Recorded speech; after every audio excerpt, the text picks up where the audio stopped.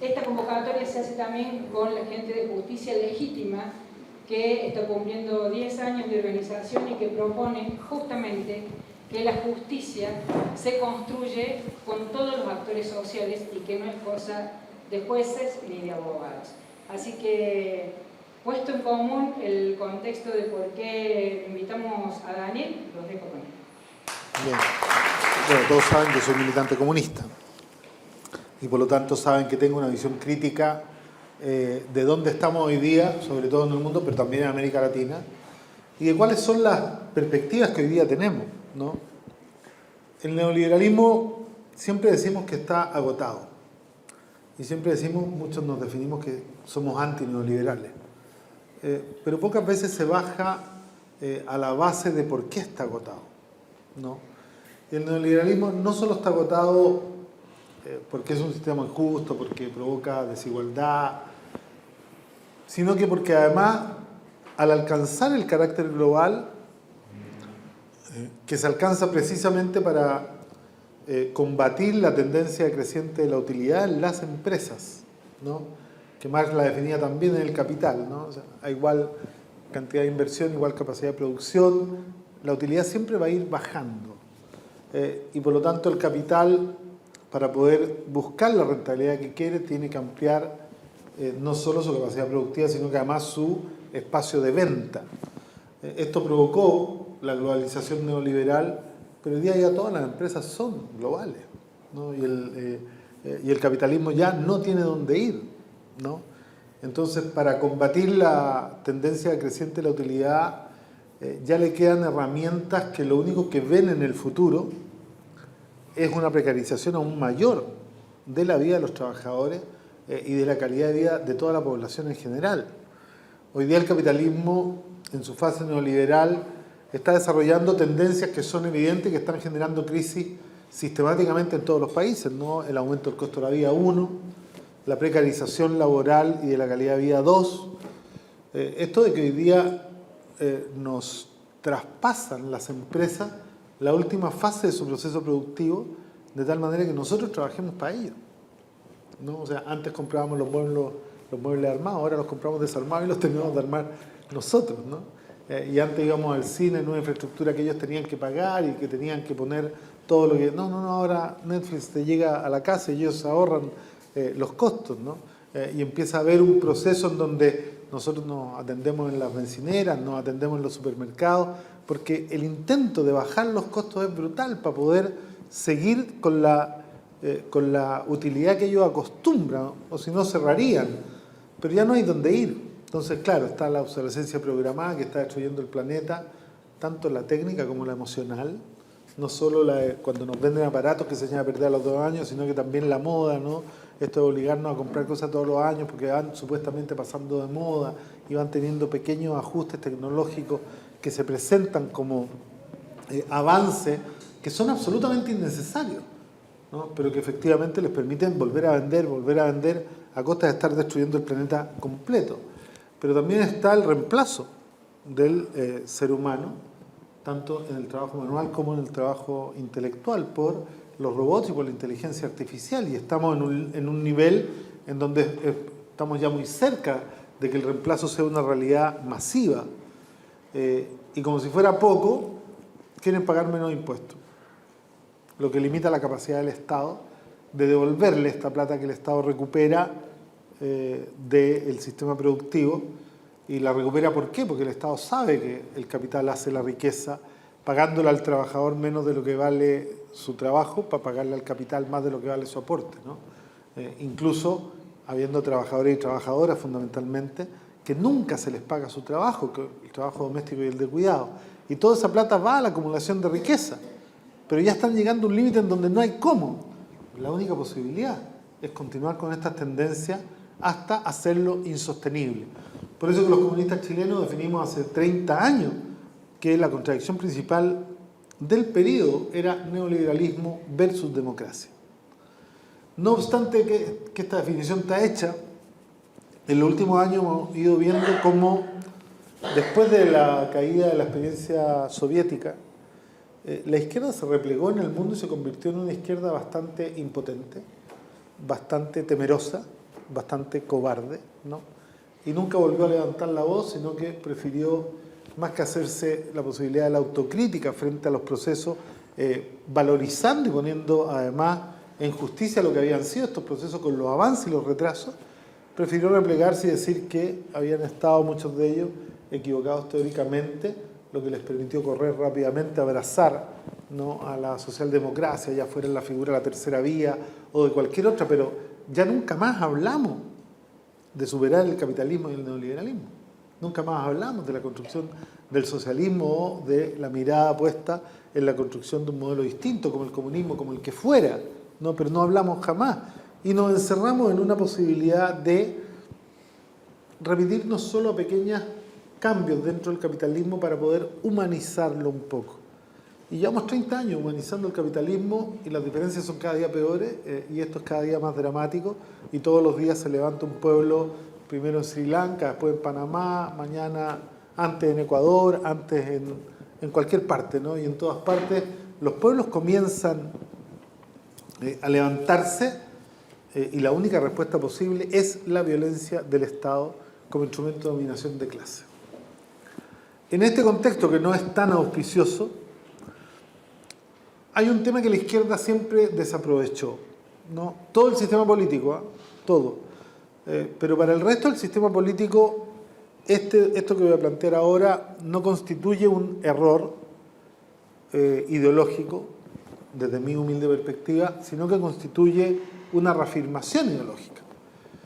Como el Estado es un instrumento de dominación de clase para las fuerzas de derecha y las fuerzas conservadoras, el Estado central es un botín que concentra todo el poder y del cual se administra precisamente para asegurar la desigual distribución de lo que produce una sociedad entre la clase dominante y la clase dominada. Y en ese contexto los municipios juegan un rol bastante distinto a la fraseología oficialista que los presenta en todas partes como el lugar de mayor cercanía entre la ciudadanía y el Estado para la resolución de los problemas, ¿no? Usted va a cualquier texto académico o político y siempre las municipalidades y los gobiernos locales van a ser presentados como esta posibilidad. Pero claro, eso en el contexto de pensar que el Estado es un ente director de la sociedad que aspira al bien común. Pareciera ser que la izquierda se olvidó de sus propios postulados, porque cuando el Estado funciona como instrumento de dominación de clase, los gobiernos locales son solo la última frontera de contención social para blindar al Estado central como instrumento de dominación. Entonces, por lo menos en Chile, ¿no?, van a pedirle a los municipios que mejoren la educación y no tenemos cómo porque no tenemos relación, pero somos las figuras que estamos ahí para enfrentar, ¿no? Nos van a pedir que mejoremos la salud, pero la salud la define el Ministerio de Salud y define el per cápita y define cómo se financia y define los indicadores de entrada y los indicadores de salida, que son los mismos de Arica a Punta Arenas, independiente que en uno haya desierto y que en el otro haya bosques milenarios australes, ¿no? Nos van a pedir mayor seguridad y la verdad que la seguridad no depende de los municipios porque no tenemos en Chile policía municipal y las policías dependen del Ministerio del Interior, que es el Estado central. Entonces, todos van a reclamar al alcalde. El alcalde, la verdad, que tiene re pocas atribuciones porque solo se presenta como los brazos del Estado, ¿no? Como esta frontera en donde todos van a reclamar para que nadie se acuerde de que finalmente el problema está en el asalto al poder político del Estado central, que es el instrumento de dominación de clase. Y en eso la izquierda ha sido particularmente cómplice de esta teoría que ha llevado a todo el mundo a disputarse en contra de todo lo que diría Marx y Lenin, ¿no?, a disputarse como botín principal o como lugar principal para desarrollar la política y la disputa política en la superestructura política, es decir, en el Ejecutivo y en el Legislativo. Y pareciera ser que los gobiernos locales siempre fueron así como la segunda división de la política, ¿no? Ahí dejada de lado y sin mucho interés y dejando que ahí pase todo lo que pasa. Claro, esto también muy correlacionado con una izquierda que en 100 años pasó de estar plenamente desplegada en la calle y fuera de todas las instituciones a una izquierda que paulatinamente durante el siglo XX se va incorporando a todas las instituciones y en la misma medida alejándose de la calle, ¿no?, y alejándose de la vida cotidiana de las personas y dejando el trabajo en la base que caracterizó, ¿no?, sobre todo la primera mitad del siglo XX y hasta el primer cuarto de la segunda mitad del siglo XX, pero después de aquello uno podría decir que la izquierda desapareció. Desapareció de los barrios, desapareció de las juntas de vecinos, desapareció de los centros de padres, desapareció de los centros juveniles, de los centros culturales, ¿no? Y se fue para la casa. Se fue para la casa primero amargada por la caída de la experiencia socialista, pero además arrinconada por un discurso, ¿no? Que finalmente lo hace sentirse responsable hasta el día de hoy de la Unión Soviética. Entonces nadie levanta la voz y nadie dice, no, si hay un mundo distinto que construir. Nadie quiere hablar del mundo distinto. Claro, y en ese sentido la izquierda durante mucho tiempo ha estado trabajando para el centro, ¿no? Entonces siempre terminamos concurriendo a votar por el mal menor porque renunciamos al desarrollo de la fuerza propia y a la posibilidad de transformar desde los territorios la realidad. ¿Ah? En Recoleta hicimos una apuesta que es completamente distinta. Parte de la base de entender la municipalidad no como la última frontera, o sea, asumiéndola como la última frontera de contención social, dijimos, bueno, vamos a llegar a mandar obedeciendo, como decían los zapatistas, y vamos a llegar a que esta última frontera de contención social la vamos a hacer más permeable, de tal manera que todas las demandas, las necesidades, los dolores del pueblo entren al aparato del Estado y que el Estado sea capaz de correr la última frontera hasta la organización comunitaria, incorporando a la organización comunitaria no en la toma de decisiones, no, cuidado, porque esto nos podría remitir, por ejemplo, a experiencias que pueden haber sido muy buenas en su minuto, ¿no? Como los presupuestos participativos de Sao Paulo o de Porto Alegre, ¿no? Pero esa es una forma de participación también muy neoliberal, en el sentido de que te permite ir a consultar en qué quieren que gastemos la plata dentro de las posibilidades que nosotros les damos a ustedes previamente definidas. No, en Recoleta lo que hicimos fue incorporar a la organización comunitaria en la gestión municipal. No solo de manera consultiva en la toma de decisiones, sino que en la gestión municipal. De tal manera que ellos asumieran que ellos eran el Estado, que la ciudadanía, que la organización, no la ciudadanía, el pueblo, pero el pueblo tampoco el pueblo, todo el pueblo.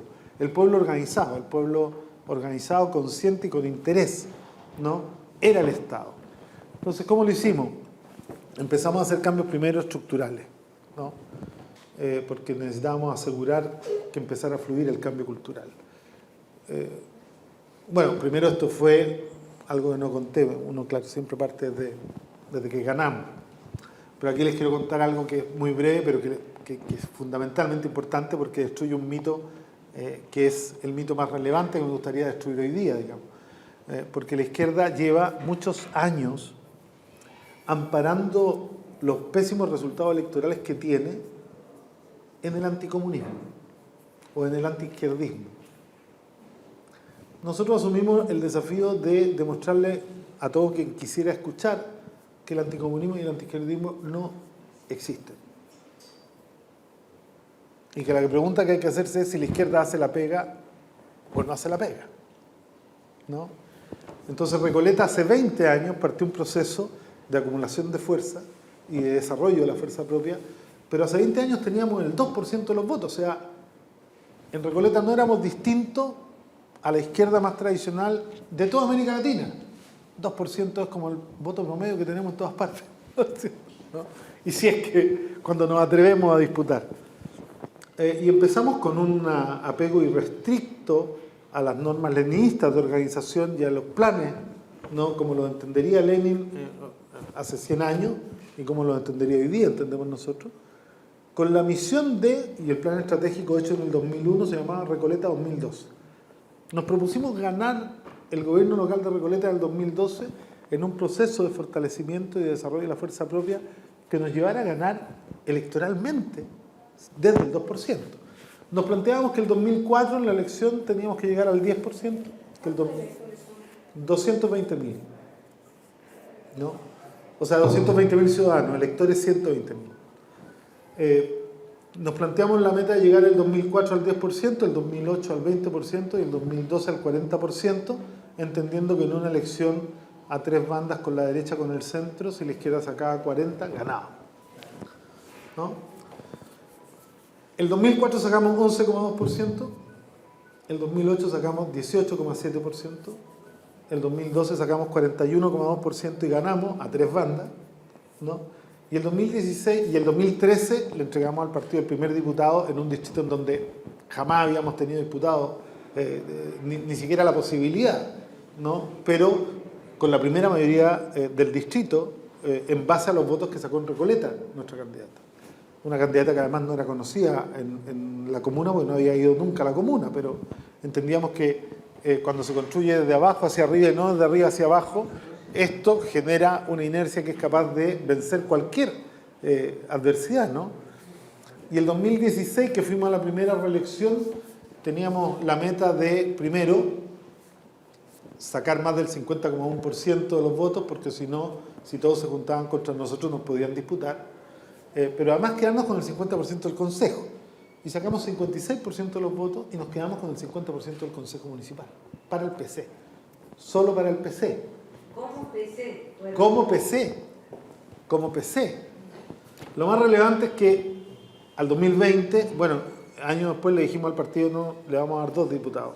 Y les dimos 2 diputados y nos convertimos en la primera fuerza electoral del distrito, ¿no? Y en el 2020, que ya la cosa estaba bastante compleja, había estado la revuelta de octubre, el octubre chileno, como le llamo yo, no le digo estallido social, lo podemos conversar después porque creo que ese es un nombre absolutamente inadecuado. Y nos propusimos aumentar la votación del 56%, ¿no? Pero además aumentar nuestro peso en el Consejo. Y en la elección del 2020, que se cambió al 2021 por la pandemia, sacamos 65% de los votos y sacamos 5 concejales, que es 2/3 del Consejo. Y por una debilidad de, entre comillas, nuestros socios, que nos habían comprometido que iban a inscribir 3 candidatos en la lista, 5 nosotros, 3 ellos, y al final no llegaron con ninguno, porque si hubiéramos llevado 8 candidatos hubiéramos sacado 7. Y hubiéramos tenido el 92% del Consejo. Y le hubiéramos cambiado el nombre a la comuna y en vez de Recoleta le hubiéramos puesto Norcoleta. Porque efectivamente esa es la fuerza electoral que hoy día tiene el PC en Recoleta, ¿no? Y por un error absurdo no lo logramos, pero ganamos con un 65%. Claro, y esto se fundamenta porque, en estricto rigor, y este es el mito, ¿no? ¿Cuántos años venimos resguardándonos en el tema del anticomunismo, del antiizquierdismo, el pensamiento hegemónico, ¿no? De que los medios de comunicación, de que el peso de todo, y que la adversidad. En Recoleta no hay marcianos. Hay chilenos igual que en todas partes y hoy día votan en un 65% por el Partido Comunista. Y claramente identificado, además con un discurso no de estos comunistas light que se andan escondiendo y que dicen, no, nosotros trabajamos y somos comunistas, pero nadie lo sabe, ¿no? O dirigentes vecinales que, sí, todavía existen en nuestro país, ¿no? Que trabajan maravilloso y elevan la calidad de vida de sus vecinos y vecinas todos los días, pero que militan en silencio. Porque esta izquierda compleja y esta izquierda temerosa que no es capaz de militar hoy día cuando las condiciones objetivas son mucho mejores que hace 30 años cuando cayó la Unión Soviética para avanzar en nuestra política. Hoy día el neoliberalismo está en crisis. Hace 30 años nuestro pensamiento está en crisis. Y hoy día cuando ellos están en crisis, que además también han promovido el surgimiento de todas las luchas emergentes que han sepultado la lucha de clases y que han sepultado la contradicción principal capital-trabajo. Hoy día todos hablamos de feminismo, hoy día todos hablamos de la diversidad, hoy día hablamos de medio ambiente, hoy día hablamos del derecho al agua, y nadie habla de la clase trabajadora ni de la explotación en ninguna parte, con la complicidad nuestra también, ¿no? Incluso dentro del feminismo, digamos, no está la disputa de clase. En muchos lugares, en mi país por lo menos, la disputa feminista está puesta en el Sistema Nacional de Cuidado y en la paridad, y no, por ejemplo, en el salario para el trabajo doméstico de cuidado, ¿no? Esta fue una disputa dentro de la primaria. Nosotros llevábamos el salario para el trabajo doméstico de cuidado como punto principal, seguido de la paridad y del Sistema Nacional de Cuidado, ¿no? Cuando perdimos la primaria, se extrae del programa el salario para el trabajo doméstico y se concentra en la paridad, que en 50 años la mujer del mundo popular no la va a ver, ni la va a sentir, ni la va a beneficiar, créanmelo, ¿no? Y en el Sistema Nacional de Cuidado, que si se llega a formar alguna vez, nos va a costar 30 años formarlo, ¿no? Porque además hay un mundo que dice que el problema que hay que resolver en la violencia patriarcal se resuelve haciendo que la mujer salga a dejarse explotar en el mundo capitalista. Es una discusión abierta, pero en donde nosotros no hemos entrado con la perspectiva real de la contradicción capital-trabajo y hemos dejado que ésta se sumerja. Entonces, con todo esto en el neoliberalismo, la responsabilidad que las izquierdas tienen en el estado actual de la izquierda es total. Cuando a mí participé en un foro en Europa hace poco que pretendía analizar por qué la ultraderecha avanza. Y después de que escuché toda la discusión dije, bueno, pero aquí falta la responsabilidad principal. Si la ultraderecha avanza hoy, es porque la izquierda no hace su pega. Porque toda la gente está indignada contra el modelo. Y los que hoy día son contestatarios contra el modelo es la ultraderecha. Y nosotros no. Es más, nosotros formamos parte de coaliciones socialdemócratas que siguen profundizando el modelo y lo terminamos defendiendo. Y los que hacen contestación y los que son fuertemente contestatarios contra el modelo son la ultraderecha en todo el mundo, que además han sabido explotar la indignación, el dolor y la angustia de nuestros pueblos en toda América Latina. En ese contexto, los municipios ofrecen una posibilidad que ha sido desaprovechada desde la izquierda. O sea, lo mismo que nosotros hicimos antes de llegar a la Municipalidad de Recoleta y que lo hicimos después, nos propusimos que el municipio fuera el elemento para desmercantilizar la vida del pueblo de Recoleta. Hacerlo cada día menos dependiente del mercado. Entonces, primero intervinimos en el mercado de los medicamentos, que teníamos los medicamentos más caros de Chile. Ustedes saben que hay mucha gente que viene a Mendoza y a Córdoba a comprar medicamentos desde Chile porque los compran para todo el año, ¿eh? Vienen en un viaje y sale mucho más barato pagar el pasaje, comprar los medicamentos para todo el año y volver, y además hacen turismo y lo pasan regio, ¿no? Porque tenemos los medicamentos más caros de Chile. Entonces Recoleta aparece con la farmacia popular, además desarrollando un estudio de capacidad técnica importante, ¿no? Porque toda la ley, la Constitución y las leyes chilenas están diseñadas para que no hiciéramos lo que hicimos, ¿no? Y nosotros lo hicimos, con voluntad política en un municipio que no tiene recursos. ¿Y cómo fue el mecanismo? Se los comento. En la ley está prohibido que el Estado intervenga en actos de comercio. Esta es la forma como el sistema, el Estado subsidiario, le impide al Estado que se meta a intervenir el mercado. Está prohibido que el Estado haga actos de comercio, incurra en actos de comercio.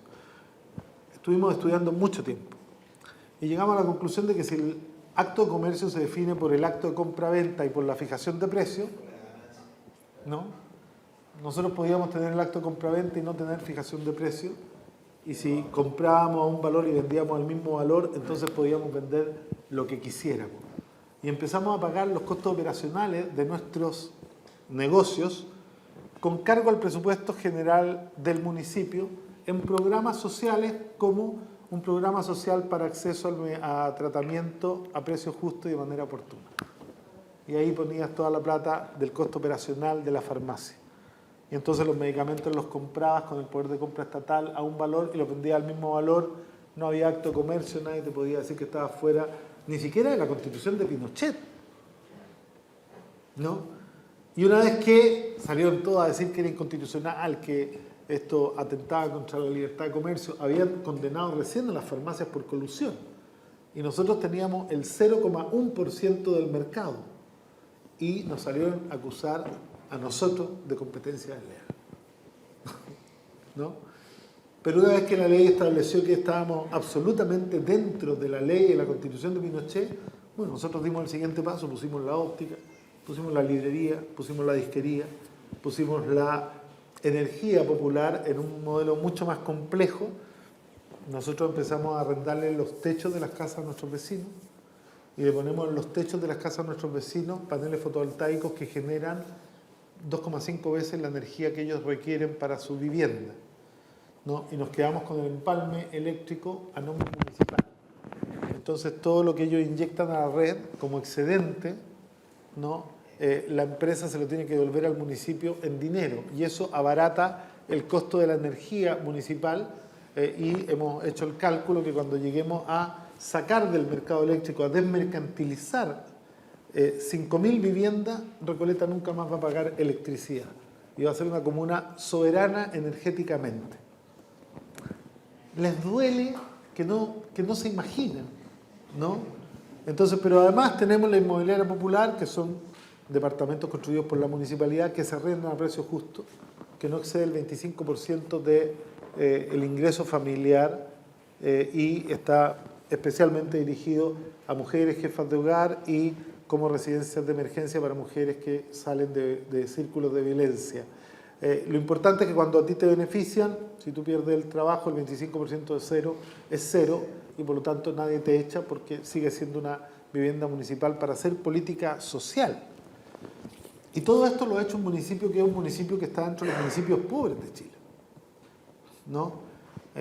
Y esto ha sido el fundamento para que hoy día el PC llegue a disputar una presidencia con todos los errores cometidos, con haber aceptado ir a la primaria, con todo, de Chile, en el país de la dictadura Pinochet. Entonces uno, con bastante razón, podría decir, miren, hemos estado durante mucho tiempo excusándonos entre nosotros. La mayor parte de la izquierda tradicional se fue para la casa, está cómodamente tratando de llegar a fin de mes, no tan cómodamente algunos, ¿no? Pero nos fuimos del trabajo político y estamos contribuyendo a que el centro crezca y con ello el descrédito de las políticas de centro izquierda y de izquierda que hoy día son las mismas que fracasaron hace 30 años, pero hechas por la derecha. O sea, hay algo que se puede hacer. La gracia es que esto se ha dado en un contexto de participación muy profundo, como les decía, ¿no? Nosotros establecimos que íbamos a atender en salud, en la salud primaria, que depende de los municipios, en las juntas de vecinos. En las juntas de vecinos atendemos salud. Porque claro, seguir atendiendo los consultorios, que son 4 para 200.000 habitantes, genera cola, genera concentración, genera viajes, genera... además que todo lo que nosotros hemos hecho lo hacemos en un contexto de ciudad neoliberal. Y la ciudad neoliberal es... todas las ciudades son expresión formal del modelo que las construye. Entonces, si el modelo neoliberal concentra la riqueza en pocas manos, la ciudad neoliberal concentra la calidad urbana en muy pocos territorios y concentra la oferta de bienes, productos y servicios en muy pocos territorios y el resto de los servicios no existe. Entonces, uno puede decir, ¡oye, qué buena! En Recoleta hay farmacia popular, pero es que no habían farmacia antes en Recoleta. En Recoleta hay óptica popular, es que no habían óptica antes, nunca había habido una óptica en Recoleta. Hoy día hay librería popular, nunca hubo una librería en la comuna de Recoleta, con 202.000 habitantes. Nunca hubo una disquería, nunca hubo un centro de diagnóstico auditivo en donde hicieran audífonos a precio justo. Entonces, además de resolver el precio del acceso a precio justo, tú también resuelves un precio, o sea, un problema de cobertura y de acceso geográfico, además disminuyendo la huella de carbono en la ciudad y generando la ciudad ideal que debiera resolver a no más de una caminata de 15 minutos todos los problemas o la mayor cantidad de problemas esenciales de tus vecinos y vecinos. Así entendemos los comunistas, digamos, la ciudad inteligente, no como nos la quiere vender la derecha, en donde dice que la ciudad inteligente son aquellas que desarrollan aplicaciones que le permiten a los que las pueden pagar saltarse los problemas de la ciudad. Eso es para ellos una ciudad inteligente. Entonces te venden Waze, ¿no? Para que sepas dónde están los policías y dónde están los tacos para tomar otro camino, y te venden las aplicaciones para que la comida te llegue a la casa y te venden las aplicaciones, ¿no? Y esto todo va tendiente a promover la concentración de la riqueza. Ustedes comprenden que si alguien empieza a comprar todo, como en Chile que está pasando, ¿no? Todo se compra ahora por las aplicaciones y te llega a la casa y se compra en los supermercados. Entonces los locales chicos de barrio ya no van a comprar porque... y se va acrecentando el círculo de la acumulación. Entonces los municipios tienen la potencialidad incluso en la Constitución de Pinochet, que no somos autónomos, que no tenemos a potestades ni atribuciones ni recursos suficientes de intervenir en la realidad mucho más que los gobiernos centrales y los gobiernos locales, que los gobiernos centrales y los gobiernos regionales, ¿no? Y vamos a tener mucho más después del 4 de septiembre, cuando gane el apruebo y nos den además autonomía y nos den equidad territorial y nos den posibilidad de tener empresas municipales, porque son los cambios que vienen en la nueva Constitución. Que aseguro no se estarían discutiendo estas cosas si en Recoleta no hubiera habido el proceso que se desarrolló, ¿no? Rosa de Luxemburgo lo explica perfecto cuando dice no, el asalto al poder político es solo para considerar los cambios que se hacen en la forma de organización de la sociedad, ¿no? Entonces hemos desarrollado un proceso que además ha terminado inspirando y cambiando el estado de ánimo del partido y a varios movimientos a nivel de América Latina, no por nada estoy aquí, no sé cuántas veces pasa que en varios países invitan a alcaldes de otro país a que venga a contar, pero porque todos están interesados en lo mismo que les puede interesar a ustedes hoy día, ¿no? Todos me hacen la misma pregunta. ¿Cómo se hace para que un comunista tenga el 65% de los votos en un territorio cualquiera del planeta, ¿no? del planeta, no solo, ¿no? Pero se puede, ¿no? Si pudimos nosotros, se puede en cualquier lugar. Bueno, cada uno con sus propias particularidades, ¿no? Una consulta. Términos en relación a la normativa urbana, ¿las comunas tienen potestad para organizar un plan urbano o dependen? Tenemos potestad para organizar un plan regulador, ¿no? Que tiene un problema bastante grande, que tampoco pudimos ganarlo en la nueva Constitución, pero que hay avance en ello. Porque claro, la comuna de Recoleta es una comuna 100% urbana. No hay tierra vacante. No hay tierra vacante. No, somos una comuna pericentral, 100% urbana, que tiene muy pocas posibilidades de cambio, salvo meterse al banco de suelos del mercado, digamos, ¿no? Y en las municipalidades solo tienen potestad para normar su suelo urbano.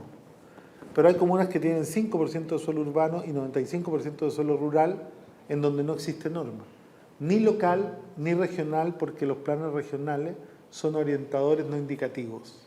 Y el plan comunal que es indicativo no puede tocar en la zona rural, y por eso que hacen lo que quieren en la zona rural y han destruido los mejores suelos de Chile y han atentado contra la soberanía alimentaria de manera brutal, porque el negocio inmobiliario ha terminado sacando al negocio agrícola, ¿no?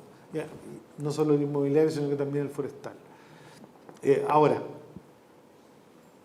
amén de que sí tenemos ese plan, las normas que puede instalar el plan regulador en Chile son pequeñísimas, muy poco potentes, no pueden afectar de ninguna manera los predios privados, ¿no? Solo normamos las formas de construcción y los porcentajes de ocupación y la altura, pero si tú me preguntas, soy urbanista, no tenemos ninguna posibilidad de hacer planificación urbana en Chile. No existen los instrumentos adecuados para hacer planificación urbana. Hoy día es el mercado el que define el uso de suelo y lo define por rentabilidad. ¿Y la nueva Constitución? No, la nueva Constitución avanza en aquello, pero no todo lo que hubiésemos querido.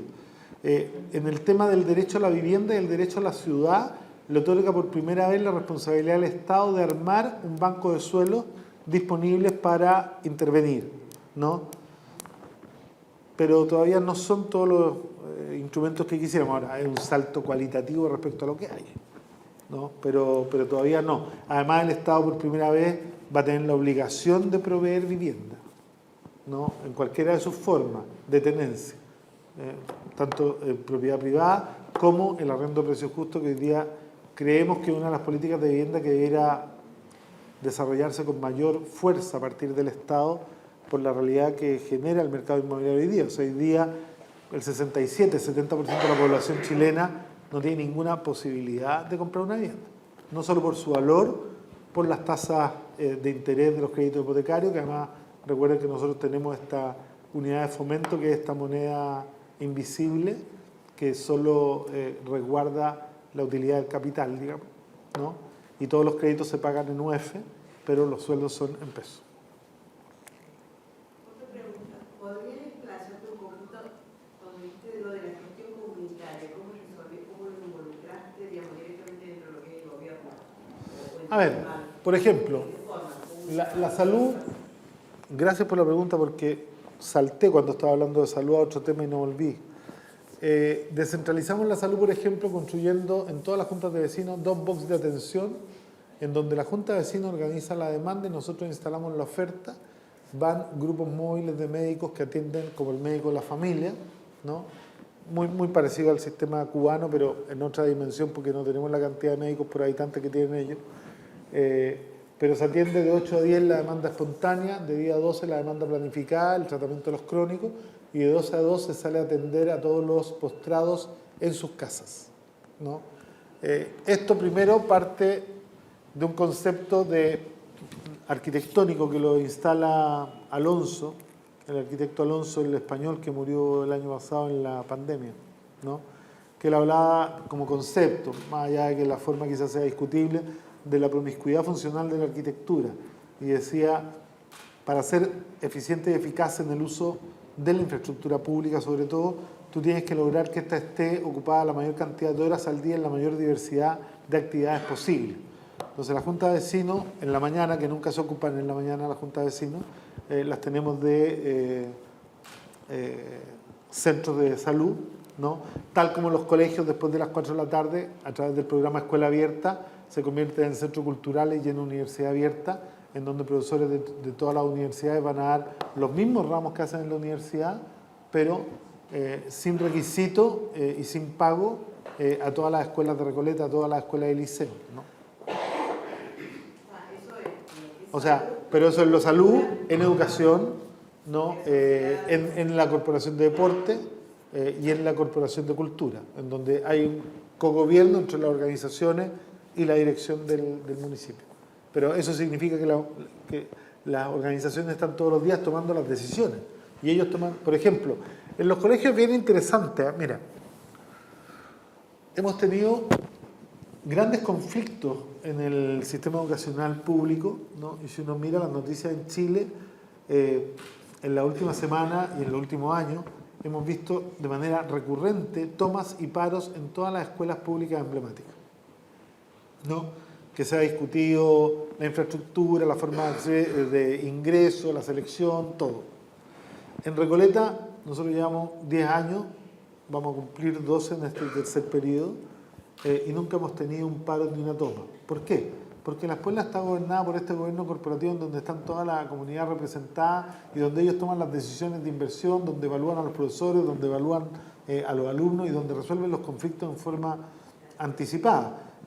Y además con un dato importante, casi redujimos a 0 las denuncias de convivencia, de problemas de violencia, ¿no? Lo que otros llaman bullying. Nosotros no le llamamos bullying, no creemos que el bullying exista, digamos, por lo menos no lo conceptualizamos así, ¿no? Porque el bullying pretende responsabilizar al niño y lo convierte al niño, ¿no? en una persona violenta, ¿no? O sea, cuando uno conceptualiza el bullying como eso, se olvida que la sociedad en la donde ese niño se educó y nació glorifica la violencia todos los días, ¿no? En la televisión, en los medios, en el parlamento, y que por lo tanto el niño es solo reflejo de la sociedad y por lo tanto no es él el violento, sino que él es un reflejo de la sociedad en la que vive. Entonces, eso se llevó casi a 0. Y lo que otros llaman deserción, que nosotros lo llamamos retención escolar, lo redujimos también a menos del 1% y cuando llegamos estaba en más del 23%. Porque además combatimos el agobio laboral de profesores y maestros y maestras, cambiando los contratos a contratos 50-50, ¿no?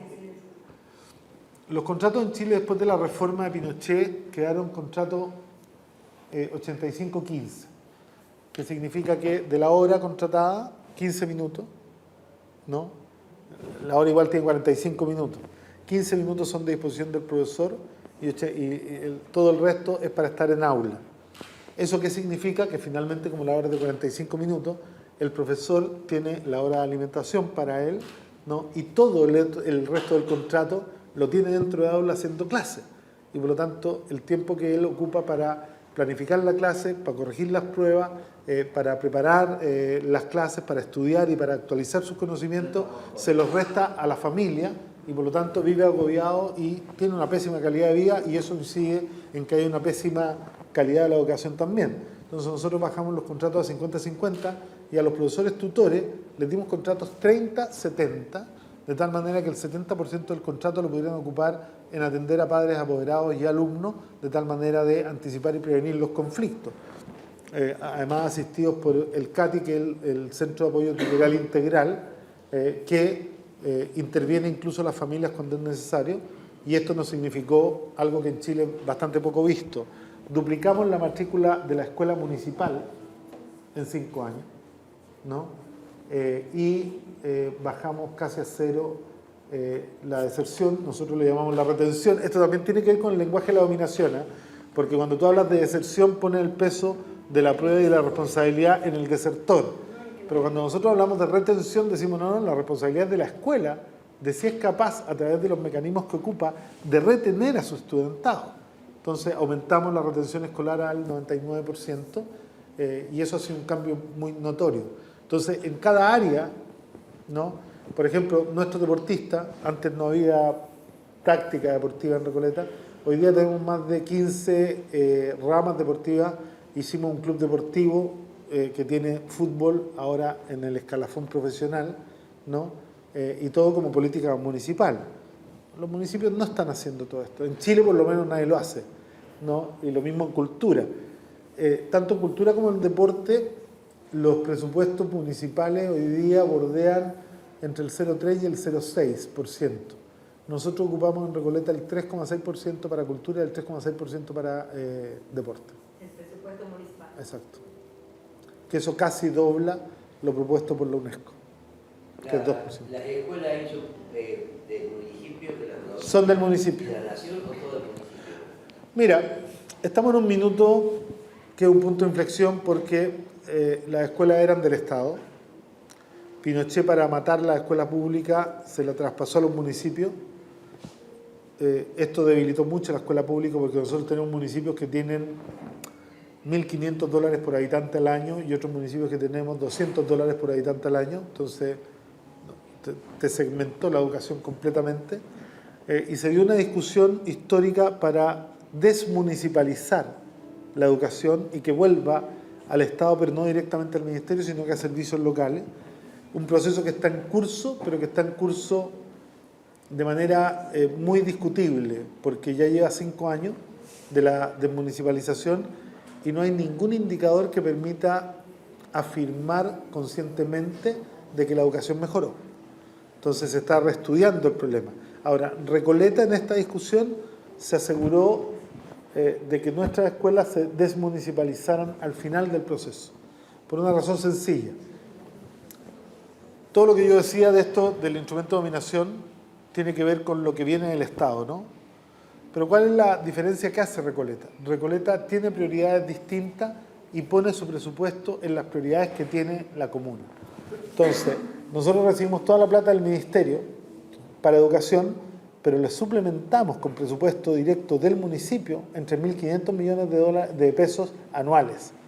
Entonces, cuando discutimos la desmunicipalización, yo dije, yo no tengo problema que la desmunicipalicen, pero ¿quién va a poner los 3.500 millones para defender y mantener el programa como nosotros lo tenemos y que fue el programa que nos permitió duplicar la matrícula municipal? Entonces, como el Estado dijo, no estamos disponibles, lo dejamos para el final, ¿no? Entonces, son del municipio. Por eso que nos permitimos el lujo de hacer escuela abierta y universidad abierta. Escuelas abiertas que se mantienen todas las escuelas abiertas hasta las 10 de la noche, incluidos los sábados y domingos, de tal manera que toda la comunidad pueda ocupar la infraestructura de la escuela en lo que quieran. Para hacer deporte, para hacer cultura, para hacer talleres, para reunirse los adultos mayores, de tal manera de convertir a la escuela pública en el centro y corazón de la comunidad, pero además en el centro del desarrollo de la política pública, ¿no? Y además la complementamos con la universidad abierta, que es una convocatoria que además le permite a la universidad resolver en su proceso de acreditación el tema de la vinculación con el medio, de la extensión, ¿no? Y les permitimos que ellos resuelvan esto viniendo a todas las escuelas a hacer clases en las jornadas de la tarde de todos los mismos ramos que tienen allá. O sea, en las escuelas populares de Recoleta, en las escuelas municipales, hay clases de astronomía entregadas por premios nacionales que son abiertas a toda la comunidad. Hay clases de historia, hay clases de filosofía, de literatura, de lengua inglesa, de... Si usted quiere postular a hacer un curso que puede ser online, lo presenta. Si el Consejo Superior, que son puros premios nacionales, aprueba el curso, lo puede dar y se inscriben muchas personas. Otra consulta, pregunta. Decías que se hace, digamos, en todo gobierno, o no sé cómo, planteó esto de la pequeña experiencia que estamos haciendo aquí en la ciudad, la cogestión de un centro cultural, la que ustedes se llaman Ayuntamiento. Te pregunto, por ejemplo, primero, dices que es a través de organizaciones, o sea, de organizaciones, asociaciones, de agrupaciones, lo que sea, y que el Estado mantiene ese centro educativo, esa escuela o esa junta vecinal, de ese centro vecinal, de aquí. ¿Quién es? O sea, ¿es el Estado municipal el que mantiene eso abierto? No, no en la organización. ¿Pero quién lo paga? ¿Quién paga la luz? ¿Quién paga los...? El municipio a través de subvenciones en la organización. Una de las cosas que hicimos fue democratizar el recurso municipal. Antes de que nosotros llegáramos, todos discutían, las organizaciones comunitarias discutían que los alcaldes eran muy arbitrarios en el uso de los recursos municipales y le daban subvenciones y apoyo a las organizaciones cercanas y no le daban a los que no votaban por ello y que no eran cercanos. Entonces, nosotros tuvimos un problema al principio porque nosotros somos un gobierno comunista, ¿no? Y Marx plantea claramente en el manifiesto que el mundo avanza hacia la conformación de dos grandes clases, la de los propietarios y la de los no propietarios. En el manifiesto Marx no habla de los proletarios, habla de los propietarios de los medios de producción y de los no propietarios de los medios de producción, ¿no? Y los propietarios son los que pueden vivir sin trabajar, viven de lo que otros trabajan. Los no propietarios son todos los que viven de un sueldo. ¿Por qué digo esto que es tan importante? Porque para nosotros no cometemos el error que comete la izquierda en muchas partes de Latinoamérica y del mundo, que confunde al enemigo de clase con sujeto en disputa. Con sujeto en disputa. Entonces, por ejemplo, a los sectores populares que votan por la derecha los tratan de fachos o de fachos pobres. Nosotros no hacemos eso porque creemos que ellos no son de derecha, sino que son sujetos en disputa. Y vamos a buscarlo, ¿no? La pregunta por ahí sería lo que... Pero espérate, entonces quiero solo terminar diciendo, entonces cuando llegamos, el tema de las subvenciones lo cambiamos. Y para que nadie nos pudiera decir que arbitrariamente le entregábamos a uno y le negábamos a otro, hicimos subvenciones universales. Es decir, agarramos el fondo de plata para subvención y lo repartimos entre todas las personalidades jurídicas vigentes en la municipalidad, sin importar de quién fuera, en un monto idéntico. ¿Nos puedes contar cómo ha sido el camino de la atención técnica que se genera a la hora de abordar un proyecto como el de la óptica, como el de la farmacia? Porque por ahí es tentador la autogestión desde el municipio, pero empiezan a salir estas voces por un lado de los especialistas. Yo tengo un amigo que tiene una empresa y esto, y no sé, holding, y ellos son especialistas. No. Y entra el Estado subsidiario a querer No. también desde ese lado. Varios municipios, cuando nosotros hicimos estos proyectos, intentaron abordar una competencia con nosotros haciéndolo de esa manera. Nosotros dijimos, no importa, nos equivocamos al principio, cometimos errores, pero el municipio puede desarrollar la capacidad técnica y puede llegar a ser mucho más eficiente y eficaz que cualquier otra organización. Hay un detalle que yo nunca comento porque para mí es parte de mi deformación profesional y de mi identidad. El municipio de Recoleta tiene certificación ISO 9000-2001, ¿no? Tenemos certificación de gestión de calidad, somos uno de los pocos municipios en Chile que la tiene, pero también tenemos certificación 37001, que es la anticorrupción y antisoborno internacional, y hoy día somos la única organización en Chile que está sacando la certificación 3262 de cierre de brechas de género. Entonces, toda nuestra gestión está basada también en algo que la derecha ha pretendido convencer al mundo que les pertenece a ellos, que es la gestión de calidad, la planificación y gestión estratégica, y nosotros la hemos tomado como una bandera propia y la hemos desarrollado con foco en la mejora continua de los procesos, pero con foco en la persona, ¿no? Impidiendo primero que el procedimiento se convierta en algo más importante que el objetivo, que es lo que termina destruyendo la calidad, y que el objetivo de este procedimiento sea la utilidad y no la persona. Entonces, creo que ahí hay... Yo no compro ningún mito de la derecha. Entonces, no creo en el anticomunismo, no creo que el Estado sea ineficiente por naturaleza y el privado sea eficaz por naturaleza y eficiente, porque esas son puros motes que nos meten en la cabeza quienes quieren que estemos fuera del poder, no llevando a cabo nuestros proyectos. Pero yo te aseguro que la capacidad técnica, además, qué buena la pregunta. Uno de los desafíos que tiene la izquierda es volver a ser vanguardia. ¿Volver a ser qué? Vanguardia. En la década del 60 y 70, que fue quizás la era de luz de los movimientos de izquierda en el mundo, era porque nosotros estábamos convencidos que podíamos ser los mejores en todo lo que hacíamos. Y hoy día pareciera que no. Y yo creo que sí podemos ser los mejores en todo lo que hacemos. Pero eso requiere de volver a discutir, ¿no? Y volver a apropiarnos de nuestras teorías. A mí me da un poco risa cuando, por ejemplo, la derecha, que siempre se rió de todo lo que significaba el hombre nuevo, después apareció con las clases de liderazgo, ¿no? Y si uno analiza el contenido de las clases de liderazgo y va a los contenidos del hombre nuevo a decir, estos güeyes nos cagaron, le cambiaron el nombre, bueno, y se lo quedaron ellos. Y nosotros nos olvidamos del hombre nuevo, cagamos. No. Porque eso es real. Y eso no solo lo hacen con eso. La planificación estratégica.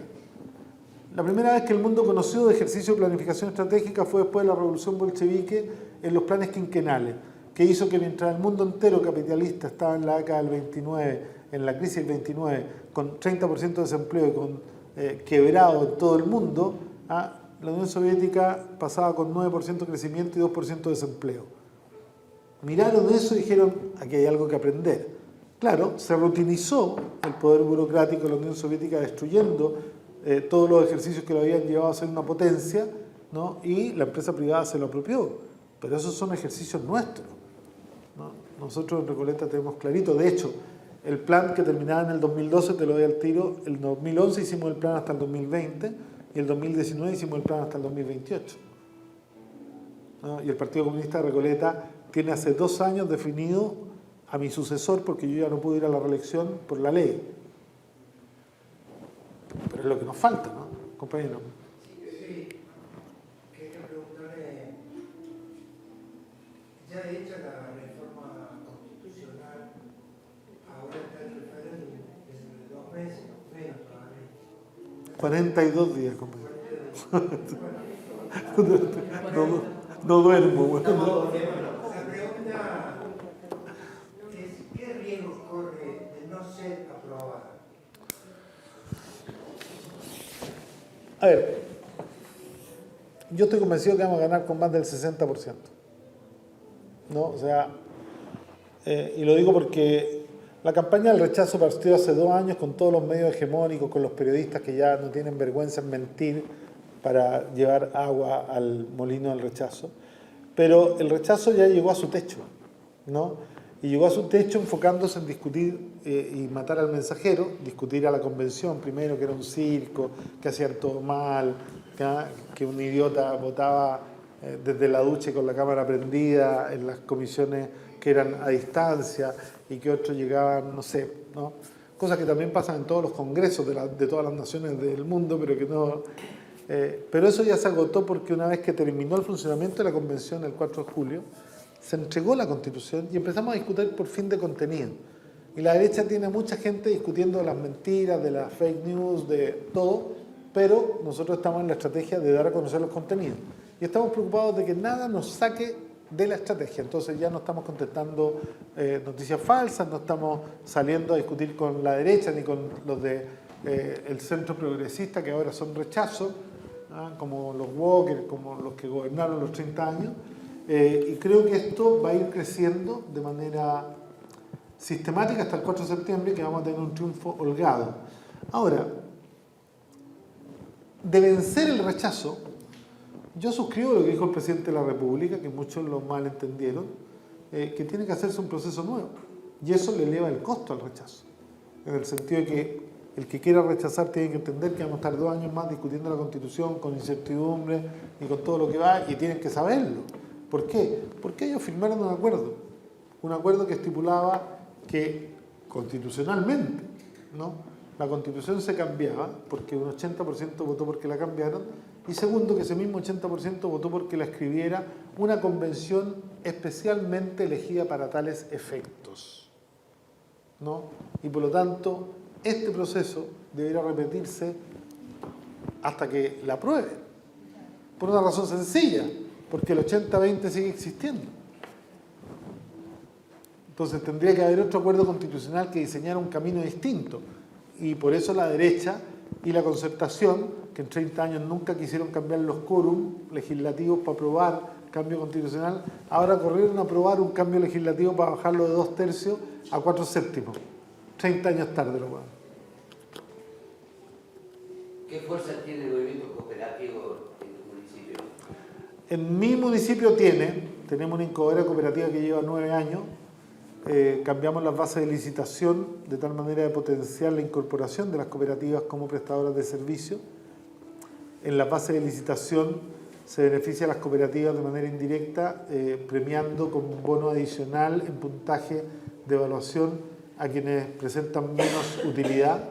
Las cooperativas tienen 0 utilidad, ¿no? Y se le entrega bonificación en puntaje de evaluación a quienes pagan mejores salarios. Y como la cooperativas reparten gananciales, siempre pagan mejor que cualquier empresa y por lo tanto corren con algún grado de ventaja. Tenemos una incubadora de cooperativas que ya ha formado más de 15 cooperativas, ¿no? Algunas de ellas se han ido incorporando a reemplazar empresas externas que le dan servicio al municipio, y otras han seguido un proceso de consolidación con apoyo del municipio. Nosotros tenemos una escuela comunal de capacitación de varios oficios, y en todos los cursos que damos hay una inducción y una introducción al sistema cooperativo, una explicación de la ley, y estamos en eso. Ahora, en Chile hay una cultura muy compleja que no tiene mucha fuerza todavía. Incluso hemos tenido cooperativas que han tenido problemas porque si no se trabaja el cambio cultural con los trabajadores, contratan al aparato administrativo y lo siguen tratando como si fueran los patrones, ¿no? O sea, ahí hay un tema de educación que estamos trabajando, pero que en el resto del país no existe todavía. Al principio hablaste de estallido social de Chile y dijiste que no era el mejor término. A ver, los que le llaman estallido social le ponen este nombre porque quieren afirmar desde su comodidad, primero, que no tiene conducción, que es espontáneo y que no tiene explicación, ¿no? Que puta, se levantaron un día, chuche, estalló la hueá. No. Los alienígenas. Exacto, ¿no? Los alienígenas, ¿no? En cambio, los que somos militantes, conocemos la historia y sabemos 4 cosas esenciales. Primero, no hay ninguna demanda nueva. Ninguna, ¿no? Son las mismas demandas que el PC sostenía en el 90, ¿no? Y que por lo tanto el proceso de acumulación de fuerza que nos permitió, y lo digo en primera persona, ¿no? El primer día cuando llegué a la manifestación, un joven me dijo: alcalde, qué bien que esté aquí, que nos venga a acompañar. Y yo le dije: que soy patú, güey. Porque yo estuve en las protestas aquí en el 86, en el 90, en el 94, en el 97, primero con 5.000, después con 50.000, después con 100.000, en el 2001 con 200.000, en el 2006 con 500.000, en el 2011 con 1 millón, en el 2014 con no más AFP con 1,5 millones, y ahora llegaste, güey. Te felicito, le dije yo. Entonces no es un estallido social, es un proceso de acumulación de fuerza en donde además la izquierda tiene que también saber sacar partido, porque lo que ha pasado es que ideas que eran minoritarias hace 30 años se convirtieron en mayoritarias. De hecho, que hoy día todos te digan que el neoliberalismo hay que superarlo, bueno, la contradicción principal del periodo en el PC, en el Congreso del 92, definimos que el neoliberalismo era la contradicción principal con la democracia. Entonces, nosotros, lo que dicen esto, lo que no quieren es que el PC salga y diga: se los venimos diciendo hace 30 años. Entonces ellos no lo vieron venir, por eso el nombre del libro que sacamos, ¿no? Una editorial sacó una selección de las columnas que yo escribí entre el año 2000 y 2020 y le pusieron de título "No lo vieron venir", porque en las columnas les veníamos avisando que esto estaba incubándose y que no es un estallido social, sino que es un proceso de cambio en la correlación de fuerza, ¿no? Y un proceso de acumulación de fuerza en pro de transformaciones mucho más profundas. Sí, compañero, una pregunta. En todo lo que usted ha relatado, me da la sensación de que se está conformando un nuevo sujeto social, ciudadano, o como se llame, con un nivel de participación que hace que la relación entre municipios, tomando como ejemplo nuestras ciudades, sin generalizar, hay una especie de contrato social diferente donde el ciudadano está sintiendo que no solamente es aquel que paga impuestos y reclama el porcentaje que le corresponde de ese impuesto que paga. ¿Usted cree que se está gestando, es posible, como para experiencia nuestra, un sujeto social a partir de esta relación municipio-ciudadano? A ver, es una pregunta tremendamente interesante. Yo ahí tengo yo tengo un problema ideológico con la forma de la pregunta, compañero, ¿no? ¿A qué me refiero? Yo no creo que haya un sujeto social nuevo. Yo creo que vuelve a surgir el pueblo. De nuevo no tiene nada de eso, ¿no? O sea, el pueblo, claro, después de la caída de la Unión Soviética, los promotores del pensamiento hegemónico hicieron desaparecer de los textos, de los discursos del pueblo y lo reemplazaron por los consumidores y por los ciudadanos. Pero, Por la gente. y por la gente, ¿no? Pero el sujeto social de transformaciones es el pueblo. ¿Cuál es el problema que tiene este sujeto nuevo? Hay un libro muy bueno de Daniel o David Bernabé, que se llama, yo lo recomiendo, por favor, se llama La trampa de la diversidad. El neoliberalismo se dio cuenta muy tempranamente que venían con fuerza surgiendo luchas emergentes que potenciaban en contra de estos pensamientos hegemónicos totalitarios, ¿no? El valor de la diversidad, ¿ah? Y esto basado, por ejemplo, en la historia que incluso los partidos de izquierda tienen de haber sido partidos profundamente homofóbicos, ¿no? Y de haber sido partidos tremendamente conservadores que no respetaban la diversidad.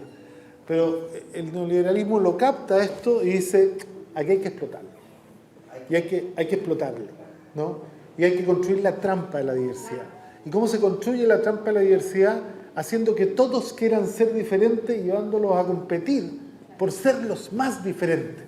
Entonces, cuando tú conviertes a la diversidad en un fetiche del mercado y haces programas en televisión en donde invitas a todas las diversidades, a los homosexuales, con los drag queens y con los transformistas, y a todos que compitan entre ellos, matan la lucha colectiva, ¿no? Entonces hoy día cada uno está en la lucha por ser distinto, ¿no? Y el problema de este nuevo sujeto social, que lo único que tiene de nuevo es que no entiende que es sujeto social y cada uno anda por su lado y son puras individualidades.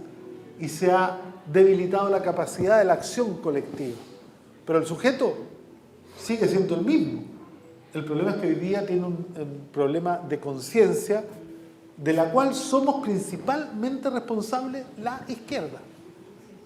Porque estamos en la casa, porque estamos atemorizados, porque estamos acomplejados y porque no hacemos la pega en la base. Porque, a ver, nosotros no podemos discutir ni podemos ganar la batalla comunicacional en los medios hegemónicos. No vamos a poder, nunca vamos a poder. De hecho, a mí me invitan todos los días a programas matinales de los medios hegemónicos en Chile y a todos les digo que no. Les digo, no, porque si yo voy a tu programa, valido a un canal facho que miente sobre la Constitución con mi rostro, ¿no? Que es completamente distinto, y voy y más encima ustedes me pegan en pantalla y me tratan de desprestigiar. Entonces, ¿para qué voy? Ahora, ¿cuál es la alternativa? Los medios alternativos, que habitualmente en mi país ha pasado, como no tienen financiamiento estatal, surgen, tienen un proceso, un ciclo de vida muy corto, o finalmente va y llega un inversionista de los grandes y se lo compra, proletariza a los dueños y los convierte en una línea editorial completamente distinta. Entonces, ¿qué es lo que nosotros aprendimos en Recoleta? Bueno, el alcalde de Recoleta tiene un gabinete que lo tiene todos los días conversando en 2 casas de vecinos con 25 personas en cada casa. Y esto es una meta diaria, ¿no? Entonces son 50 personas diarias, son 250 personas semanales, son 1000 personas al mes, son 11.000 personas al año. Y yo no voy a decir lo que estoy haciendo en la municipalidad, voy a discutir de filosofía, de política, de religión, de economía marxista, y voy a promover las ideas que defiende el proyecto político del alcalde. Así se llega a tener el 65% de los votos y no peleando con los medios hegemónicos ni tratando que los canales de televisión te den más espacio. ¿No? Incluso acuerdo totalmente lo que decís. Si uno presta la cara ahí, presta la cara a estos borderline, a estos fronterizos que hacen ellos. O sea, te gritan, uno tiene que contestar. O sea, imagínate que en Chile esos periodistas de esos canales alegan contra los sueldos de los políticos y ganan 6 veces lo que ganan los políticos, los rostros de televisión. Y el que está detrás de la cámara gana 150 lucas. Es una vergüenza. Entonces, yo creo que nosotros, una de las cosas que tenemos que estudiar con mucho celo en cada paso que damos, es primero entender que como izquierda estamos profundamente permeados por el neoliberalismo. Porque sería arrogante decir que si uno lleva viviendo 50 años bajo una cultura neoliberal, puta, no te haya permeado algo, ¿no? Ya estaríamos gobernando si no nos hubieran permeado, ¿no? Y lo segundo, que como sabemos que estamos permeados por el neoliberalismo, hay que aprender a desconfiar de nosotros mismos. Y hay que aprender a confiar en el colectivo, porque el intelectual colectivo siempre es más sabio que cada uno de nosotros por separado. Entonces, lo que hay que disputar son las conciencias y son la construcción de colectivo y la reconstrucción de la comunidad. Y que la comunidad se haga cargo con el municipio de todo lo que pasa. Pero eso pasa por una revisión también nuestra y por un potenciamiento del colectivo y por una validación. Aquí me van a matar todos, pero no importa. Por una revalidación de las militancias, compañeros. Estaba por preguntar eso, ¿cómo funciona la militancia del No, partido? el Partido Comunista ha crecido casi un 1000% en Recoleta. Éramos 32, hoy día somos cerca de 300, ¿no? Y porque nosotros hemos entendido que el mayor espacio de libertad es la militancia. El mayor espacio de libertad que existe es la militancia. Y lo voy a explicar porque, claro, cualquiera que escucha eso, esto dice, este huevón está loco, ¿no? Pero todos saben que, todos ustedes que están aquí, nacieron en un tiempo que no escogieron, ¿cierto? Y nacieron en un lugar que no escogieron. Y nacieron en una familia que no escogieron. Y le empezaron a meter ideas en la cabeza que ustedes tampoco tuvieron la oportunidad de escoger.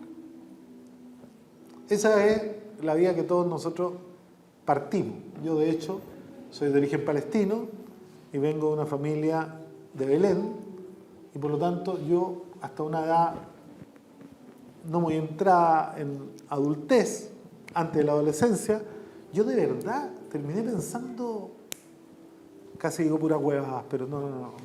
Quise decir cosas que hoy día no comparto. He aprendido a hablar mejor. Entonces yo llegué a pensar que bienaventurados eran los pobres y que después de muertos los recompensábamos. Y llegué a pensar que bienaventurados eran los que tienen hambre y sed de justicia y que ellos después de muertos iban a ver a Dios. Y llegué a pensar que había un pueblo elegido y una tierra prometida. Y llegué a pensar que la guerra podía ser santa. Entonces uno cuando empieza a comulgar con ideas que no escoge... Entonces, ¿qué pasa con la militancia? Que la militancia te da la oportunidad de morir a esa vida que no escogiste y nacer de nuevo. Y en ese nacimiento que uno escoge cuando entra a militar, uno escoge el lugar donde nace, uno escoge el tiempo donde nace, uno escoge la familia con la que va a compartir el resto de sus vidas y uno también escoge las ideas a través de las cuales va a tomar decisiones. Y que nadie me diga lo contrario, porque no hay libertad más grande que vivir según las propias creencias. Y no ser como la mayoría de la gente hoy día, que critica el modelo todo el año y termina votando por los mismos huevones de siempre. Eso no es libertad. La militancia es la libertad, pero nosotros no la sabemos validar, no la sabemos reivindicar, y no la sabemos promover, porque además, lo decía con los compañeros de la juventud, muchos militantes asumen sus organizaciones como si fueran los socios controladores y tratan de que no entre nadie más para él seguir manteniendo el cargo hasta que se muere. Porque tenemos además la pésima cultura de morirnos en los cargos y no dejar que nadie más se meta porque somos los socios controladores y nadie sabe dónde se compran las acciones de las organizaciones de la izquierda. Entonces los socios controladores las tienen hasta que se mueren, ¿no? Entonces tenemos un problema de que estamos permeados por el neoliberalismo y no lo entendemos. Entonces en Recoleta hemos también tenido un proceso de revalidación de la militancia como el espacio privilegiado de libertad.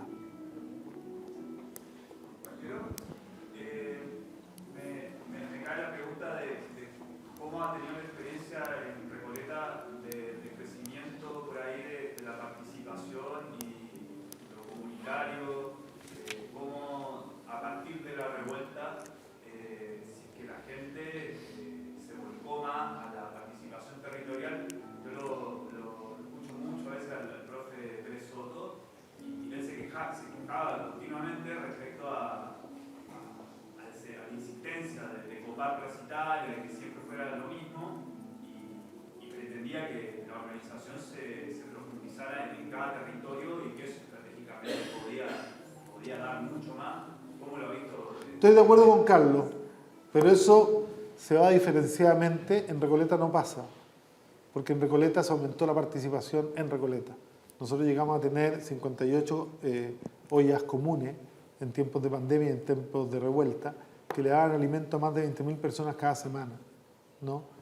Porque además estaba en la memoria colectiva la olla común desde los tiempos de la dictadura y resurgió como el desierto florido florece cada vez que cae agua, ¿no? Pero se incorporaron las viejas que hacían las ollas comunes con jóvenes, hombres y mujeres que se incorporaron a las ollas comunes aprendiendo, entre comillas, una forma de lucha que había desaparecido, pero que se rehabilitó inmediatamente. Ahora, ¿cuál es la diferencia? Que hay algunas comunas que ayudamos a financiar y que sostuvimos sostuvimos el funcionamiento y la potenciación y el fortalecimiento de esas organizaciones porque entendemos que ellos son los que tienen el poder. Pero eso no pasa en Chile.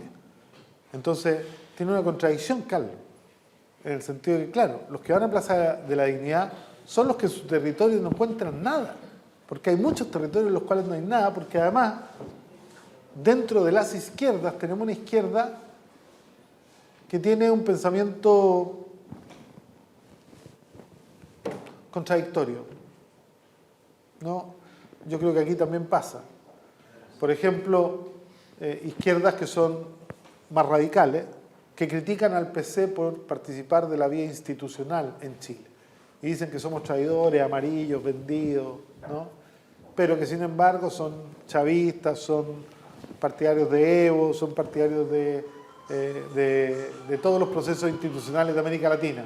Entonces, son revolucionarios en Chile, pero son reformistas fuera de Chile. Es muy fácil, ¿no? Es muy fácil no entender que las izquierdas también tienen que aprender a respetar la diversidad que tienen, ¿no? Y que efectivamente todas las formas de lucha son válidas y siempre hay una combinación de todas las formas de lucha que son complementarias para llegar al objetivo.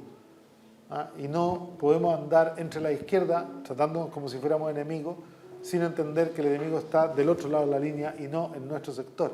Pero para la izquierda neoliberal, para esta izquierda que se dice antineoliberal, pero que es culturalmente profundamente neoliberal, es mucho más fácil encontrar al enemigo dentro de las filas de la izquierda que fuera. Compañero. ¿Qué tal? Yo tenía una consulta para ver cuál es su observación o su punto de vista con respecto a esto que usted ha mencionado, el sujeto en disputa. ¿Cómo la correlación de fuerza entre los distintos partidos o las distintas fuerzas que constituyen un contenido ideológico diferente, muy diverso, cómo es y hasta qué punto hay que llegar, por ejemplo, si una persona es de ideología comunista, por ejemplo, hasta qué punto llega este tipo de correlación de fuerza con poderes o con otro tipo de fuerzas que son que tienen orientación más de centro. No hay límite. El límite lo da la clase. Claro. O sea, yo no le disputo a nadie que pueda vivir toda su vida sin trabajar. Pero lo que yo también estoy viendo espero que usted me pueda dar su punto de vista es cómo el poder o el contenido que tiene hoy en sí mismo, el significado que tiene la política o el hecho de hacer política. Por ejemplo, si la política no termina solucionando ciertos tipos de situaciones que son propias de los propios partidos, de las propias fuerzas que tienen que primero desarrollar un plan o tener cierto tipo de correlación de fuerzas que permita llegar a la sociedad, a la gente, de forma más directa y más rápida si se puede. ¿Cómo, si es desfavorable ese tipo de correlación de fuerzas, no se puede llegar a perder como este tipo de relación que existe con la gente comúnmente y que eso termine abocando en un tipo de anomia que la gente deje de creer en las soluciones políticas o en la política como una herramienta transformadora de la realidad? Es que por eso que nosotros planteamos que la tesis principal debe estar basada en la disputa de los espacios locales y no en la superestructura política. Es que por eso que nosotros no avanzamos, porque la política siempre tiene dos tiempos esenciales. El tiempo del desarrollo de la fuerza propia y después el tiempo de la política de alianza. Pero uno no puede llegar a la política de alianza, a discutir la política de alianza sin haber desarrollado la fuerza propia. Si te vas a quedar en el 1% toda tu vida, la verdad que la política de alianza da lo mismo porque nadie quiere estar contigo, solo quieren tus votos. Pero cuando tú pesáis 10%, ya tienen que empezar a, al menos, disimular que te desprecian. Y cuando tenéis 18%, ya saben que venís por ello. Y si tenéis 41%, ya tenían que ir a pedir, ¿podemos conversar con usted? Y si tenéis 55, ya dicen, nos cagaron. Y si tenéis 65, ya no tenéis con quién discutir, ¿no? Y en Recoleta hoy día es apabullante, pero no hay partidos políticos. Y es más, hemos tenido, porque además el problema es la formación política que la izquierda abandonó de sus cuadros, ya nadie lee, no leen ni El Condorito porque lo encuentran largo, y es una revista de monito animado, ¿no? Entonces, no tenemos formación de cuadros, ¿no? Y nos quedamos con lo que dice la televisión y hablamos en el lenguaje de la dominación, ¿no? Pero la verdad es que hoy día en Recoleta, si uno hace el trabajo desde la base y disputa la conciencia con formación, no hay partidos con quien dialogar porque no hay oposición, porque no pueden pararse y porque además nadie nos puede disputar. Porque van y le dicen, no, es que el cambio que Recoleta necesita. ¿Qué cambio? ¿Vaya a cerrar la farmacia? De hecho, el último candidato decía que si él ganaba iba a cerrar la farmacia, la óptica, porque estaban mal administradas y iban a quebrar. Y están todos que quebraron las farmacias, quebraron. La gente lo rechazó completamente. Completamente. Entonces, ¿cuál es el cambio que, entre comillas, puede necesitar Recoleta? Quieren no tener los beneficios, quieren vender los departamentos para que se conviertan en propiedad privada y ya no haya arriendo a precio justo. Entonces, cuando hemos hecho este trabajo desde la base, no hay cómo discutir con ellos, pero hay que discutir. Pero si tú llegáis a establecer que necesitáis sentarte para conformar, no voy a hablar del Frente de Todos para no cagarla, pero es que es muy de todo el Frente de Todos, es muy de todos, hay cualquier cosa adentro. Entonces, ustedes se ríen. Me van a expulsar. Aquí también está prohibido hablar a los extranjeros de política interior. No, es que el otro día me invitaron a México y estaba haciendo una opinión de la interna de México y me dijeron, los extranjeros no pueden opinar de la política interior, pero te voy a buscar. Acá pone. No, es que eso, o sea, yo veo... No, pero además, cuando usted... Mira, es que yo el concepto de enemigo principal igual lo puedo discutir. Porque para mí hay un enemigo. Los otros son sujetos en disputa porque además hay algunos que están ahí en los cargos de poder solo por el poder. Con ellos tampoco tengo problemas. Son lo que son, no nos vamos a cambiar. Mi problema es con todos los que se dicen de izquierda, pero que perdieron la capacidad que tuvo la izquierda cuando nace en la historia de la humanidad y sobre todo en la historia del siglo XX, de procesar democráticamente sus diferencias y permanecer unidos. Entonces están tan neoliberales que se pelean 4 y hacen 5 partidos. Entonces, el problema no es con los que no son de izquierda. El problema es con la izquierda que dejó de ser leninista. El problema es con la izquierda que dejó de tener completa libertad en la discusión y completa unidad en la acción. Y que les resulta mucho más fácil pelearse entre las izquierdas que con la derecha y con la socialdemocracia. Terminan siendo funcionales. Además, son tremendamente funcionales. Además, a mí me parece que como fenómeno, fundamentalmente, porque no se da la construcción así como vos decís, y lo digo, digamos, como dentro de esto del frente de todo, y de las izquierdas, inclusive de los movimientos feministas y todo, en lugar de hacer política hay una estetización de la política. En todas sus formas, en la forma clásica, en la forma barroca, en la forma romántica, pero queda en la estetización de la política, no en la política, no en la afectación, no está ese trabajo. Ese es el carácter fundamental que tiene el posmodernismo. Hemos desarrollado una generación, sobre todo los más jóvenes, cuidado con esto, que está seducida por la estética y que perdió toda consideración ética. Este es el problema. Por ejemplo, lo vimos en Chile, ¿no? En Chile, para el cambio de mando, el equipo de la presidencia excluyó a Cuba, Nicaragua y Venezuela, por supuesto, problemas con los derechos humanos. Pero invitaron al rey de Marruecos. ¿Cómo? Pero invitaron al rey de Marruecos. Entonces uno no sabe si ellos no entienden nada o si invitaron al rey de Marruecos porque no están informados de que es un violador de los derechos humanos consumado y que tiene una ocupación militar idéntica a la israelí, ¿no? Entonces uno dice, bueno, no, es que como nadie sabe lo de Marruecos, lo podemos invitar igual. Es un problema estético, no ético, ¿no?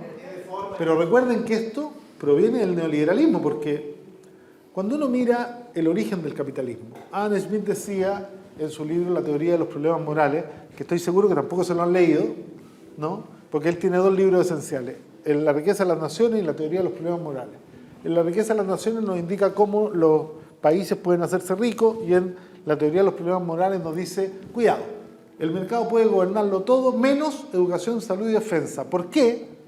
Porque representa problemas ético-morales que el capitalismo con sus leyes no puede resolver.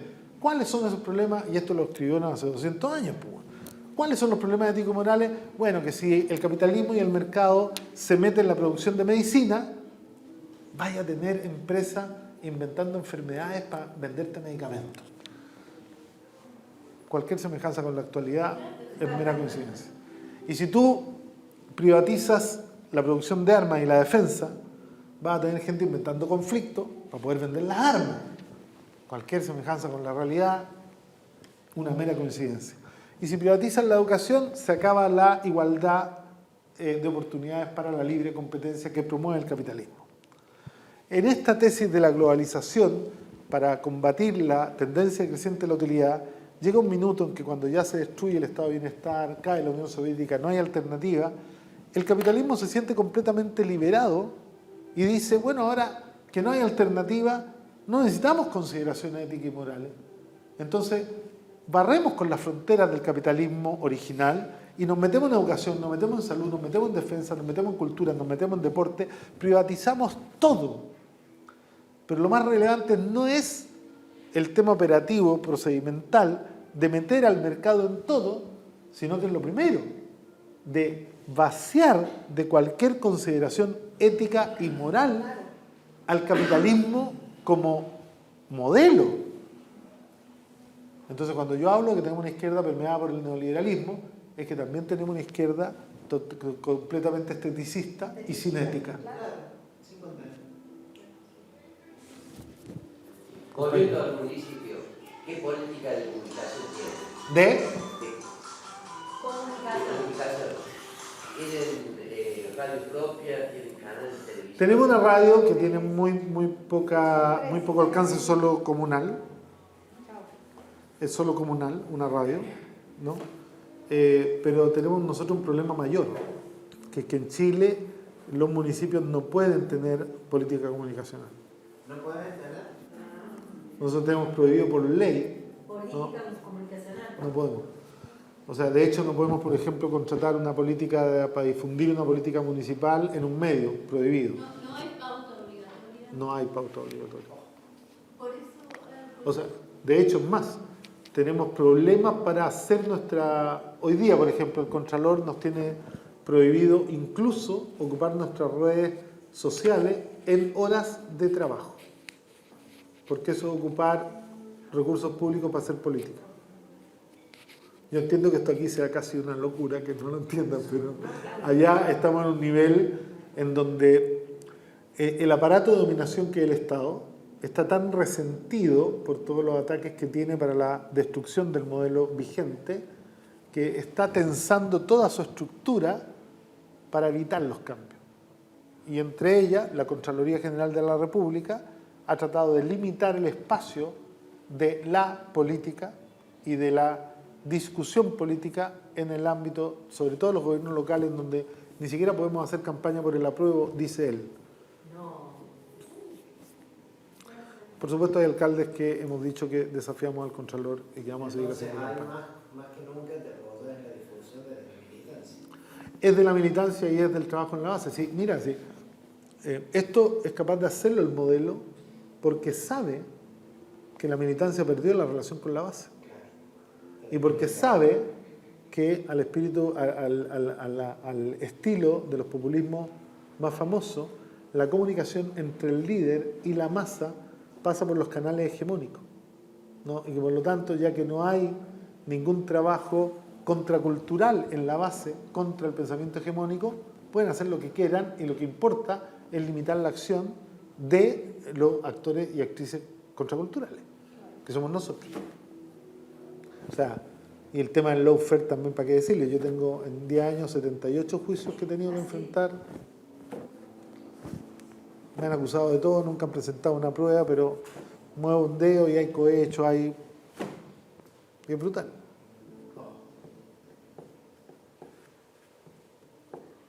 Bueno, pero acá estás. Acá tuvimos en la cercanía, en el Gran Córdoba, un intendente que, digamos, otra concepción y todo, pero su trabajo de integración de la comunidad estuvo bien hecho. 3 años preso, con un cáncer, inclusive estuvo preso en la pandemia, con un cáncer de páncreas, no le daban... Es que a veces nosotros nos olvidamos que el Estado es un instrumento de dominación de clase y que la justicia es parte del Estado como instrumento de dominación de clase y que la justicia no es justa ni es legítima, la mayor de las veces, ¿no? Es como el Estado como instrumento de dominación de clase se blinda para mantener el control.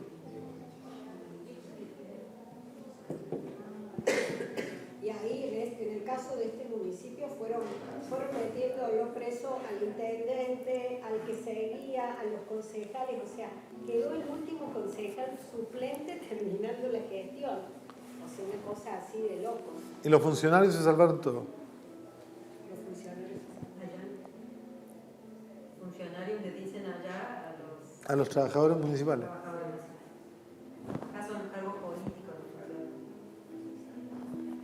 Bueno, yo cuando llegué al municipio metí preso al director de obra, destituí al director de patente, porque eran personas que habían vendido todo lo que hacían a todos, ¿no? Y el director de obra estuvo 5 años preso y hasta el día de hoy tengo un juicio con una inmobiliaria que después de 10 años no ha podido recibir su edificio porque están construidos al margen de la ley, pero hay pocos que somos capaces de dar las batallas contra la inmobiliaria.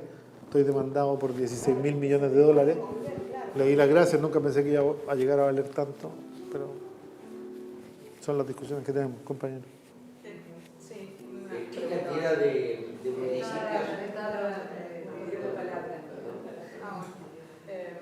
Sí, con este punto de vista que usted había dado hace un momento cuando yo le había preguntado con respecto a la permeabilidad de la conciencia del sujeto hasta reducirlo a la noción de individuo en sí, porque el sujeto se envuelve en toda una perspectiva individualista, que es parte de las circunstancias en las que vivimos, que es común. Yo quería saber cómo con este tema de hacer política, nosotros partimos hablando entre nosotros, así. El individuo, o nosotros que somos militantes, partimos de un punto de vista de hacer política basado en la ética. ¿Cómo esto se relaciona y me genera interés con el PC de Chile, con el partido, cómo es la relación con los otros partidos políticos de izquierda dentro de ese gran frente? ¿Cómo es la construcción de hacer política basada en un punto de vista ético con esta cultura hoy en día? Todo lo que he dicho es aplicable al PC chileno. Tenemos las mismas tensiones, tenemos las mismas dualidades, tenemos las mismas contradicciones dentro del partido, tenemos los mismos problemas generacionales, tenemos, por ejemplo, una batalla porque una generación de feministas han formado un partido transversal que han dejado afuera a las feministas mayores, como si la lucha de las feministas mayores no sirviera ni fuera importante, porque muchos jóvenes piensan que la historia comienza con ellos. Tenemos las mismas tensiones respecto de aquellos que han dejado de pensar en la superación del neoliberalismo y que solo están dedicados a través de la gestión parlamentaria a la humanización del capitalismo. Somos un partido que está en permanente tensión, que tiene un valor histórico, porque en el minuto en donde todos corrían atrás, después de la caída de la Unión Soviética, el partido venía saliendo justo de la dictadura, y en un minuto de su mayor debilidad orgánica y estructural de todos los 110 años de historia, decide reafirmar su condición de partido comunista y seguir adelante cuando todos corrían para atrás, digamos, ¿no? Cambiaban el nombre. Exacto, todos cambiaban el nombre, y el Partido Comunista de Chile sigue y mantiene y persevera, y 30 años después empieza a cosechar hasta el punto de haber disputado una presidencial. Pero no estamos exentos de todas las contradicciones que yo he planteado, ¿no? Y nuestra relación también tiene esta tensión entre el fortalecimiento del desarrollo de la fuerza propia y la política de alianza. No niego que pueden haber compañeros y compañeras que se sienten mucho más cómodos siendo funcionarios de otro gobierno que disputando el gobierno, ¿no? Y esto pasa, porque, vuelvo a decirlo, sería muy arrogante plantear que el Partido Comunista de Chile está exento de la permeabilidad que el neoliberalismo le ha hecho a toda la izquierda.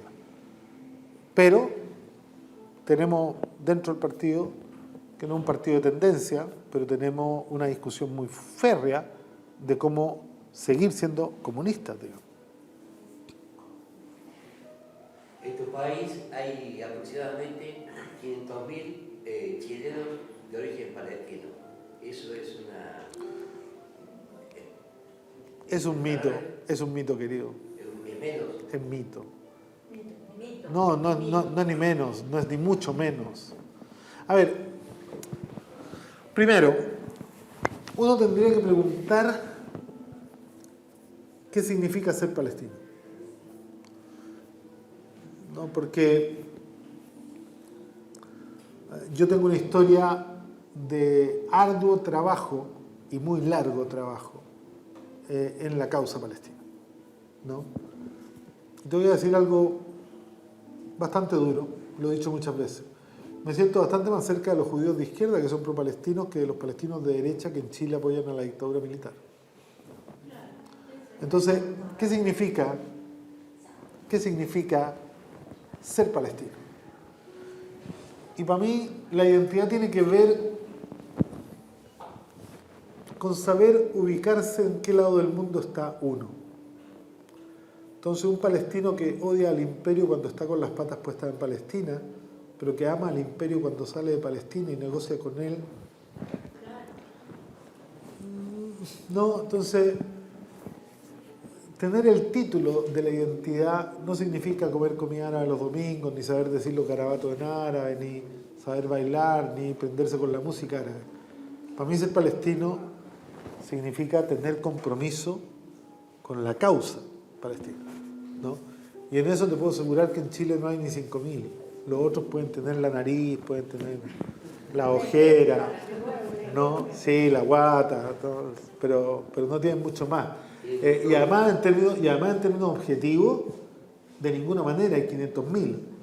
Los que dicen que somos 500.000 dicen porque hacen una proyección mecánica de un censo que se hizo cerca de la década del 60, en la década del 60, entendiendo que la Carta Nacional Palestina afirma que hasta la 7ª generación después de salidos de Palestina siguen siendo palestinos. Anda. O sea, esa es una definición que es una definición simbólica. No, yo no creo que haya. De hecho, los directivos... No miro la pregunta, pero la respondiste. Lo que te quería consultar era qué posición tomaban los palestinos con respecto a la política nacional de Chile. A ver, es que los palestinos además, incluso aquellos a los cuales yo podría decir claramente que no considero que son palestinos, ¿no?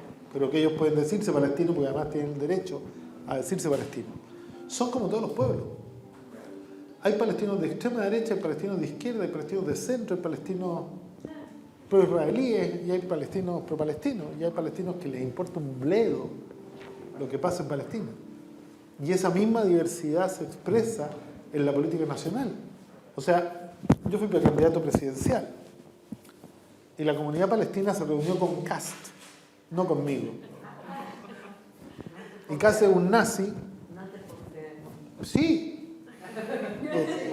Es que vuelvo a decirlo, uno nace en un lugar que nos coge, en una familia que nos coge, y tiene inicialmente ideas que nos coge, y yo hace rato que decidí nacer de nuevo y nunca me he arrepentido ni un segundo de la familia que escogí y de las ideas que escogí para vivir el resto del día que me queda, entonces no me hago responsable de los fachos que son ellos.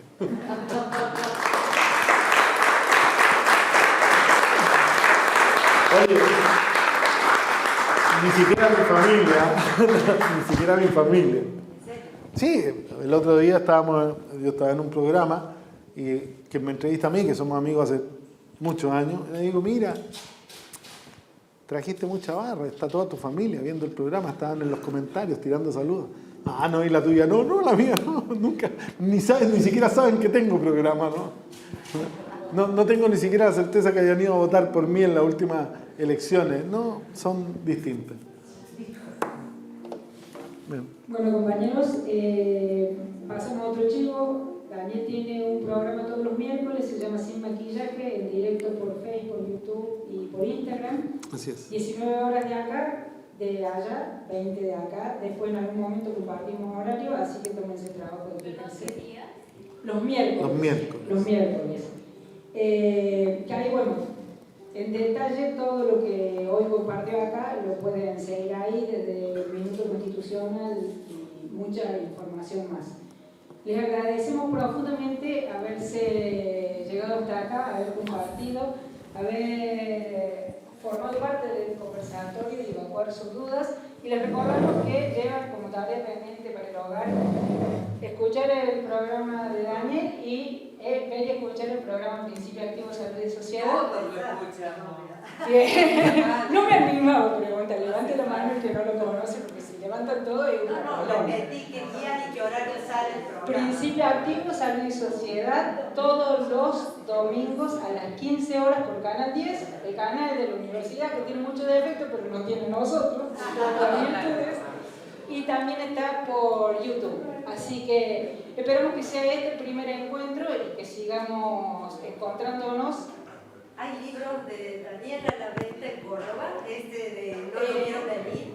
No hay libros, pero podemos tomar la iniciativa para que Daniel mande libros. Sí, podemos buscar cómo. cómo. De los compañeros de la juventud, voy a contar una infidencia. Un compañero de la juventud dice, ¿podemos poner una mesita para afiliar? Sí, le digo, porque estaban todos invitados. El que no vino, que se joda. Y la revolución se construye con generosidad. Si no, seguimos peleando por un bizcocho en vez de construir poder. Así que este es el primer evento de muchos que esperamos tener para construir una salida superadora. Así que muchas gracias por venir.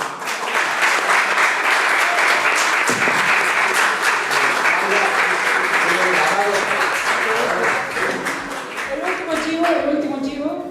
Está grabada la charla, la vamos a subir al canal de Principio Activo de Salud y Sociedad para que si no tomaron nota, le tomen. Hay que darlo grabado. Hay que darlo grabado. Lo grabado solo te le dan un plus. Yo te lo pido.